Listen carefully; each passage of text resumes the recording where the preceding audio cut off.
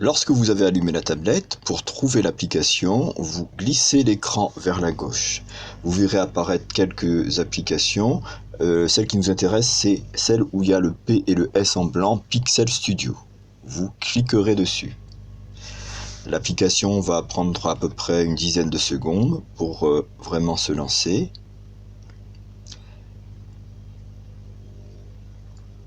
Voilà, vous cliquez sur Créer et vous devez inscrire votre nom. Au niveau de name, il y a il y a des chiffres qui sont notés. Vous devez mettre votre nom. Alors là, parfois, il y a des petits messages qui apparaissent comme ça. Vous faites en bas consent. Voilà. Alors là, vous marquez votre nom en effaçant les chiffres par défaut qui sont là. Donc moi, je vais indiquer mon nom pour vous montrer.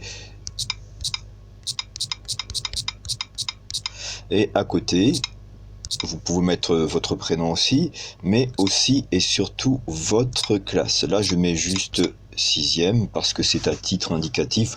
Vous indiquerez 6e A, B, C ou D. Je valide par OK et je vois qu'après le nom, il est marqué largeur et hauteur, 32 sur 32. Ça fait 32 pixels sur 32 pixels, ce qui est peu. Alors moi, j'aimerais que vous mettiez plutôt 100 pixels sur 100. Vous cliquez sur le 32. Vous effacez le 32 et à la place vous cliquez, vous indiquez 100. Largeur 100, hauteur, vous faites aussi 100. Pareil, vous effacez le 32 et vous mettez 100 pixels. 100 pixels sur 100 pixels, ça devrait largement suffire pour effectuer le travail. Après les autres options, vous voyez couleur de fond, c'est pas la peine, on n'y touche pas et on fait suivant. Le suivant vous propose soit utiliser le modèle avancé, c'est compliqué. On va prendre utiliser un modèle simple. Je clique donc vers la deuxième option.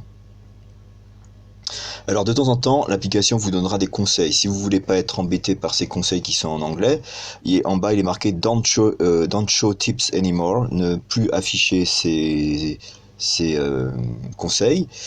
Vous validez comme ça une fois pour toutes et vous serez plus embêté.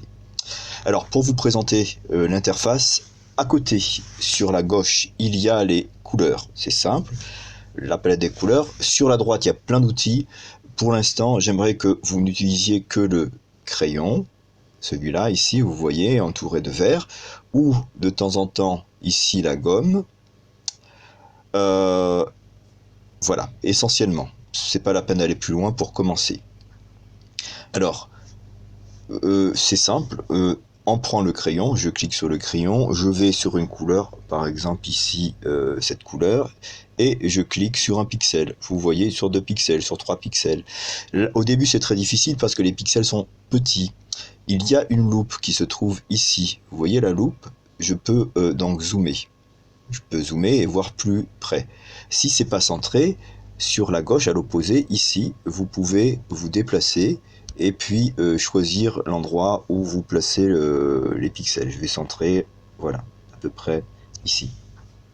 Je peux encore zoomer d'ailleurs, hein, vous voyez, on peut voir beaucoup plus. Donc le principe c'est que vous choisissez une couleur et vous allez où vous voulez. Là je fais un petit peu n'importe quoi, hein, c'est pour vous montrer que chaque case peut être remplie facilement. Si vous faites une erreur, vous pouvez prendre la gomme qui est ici et puis cliquer sur la case et puis effacer.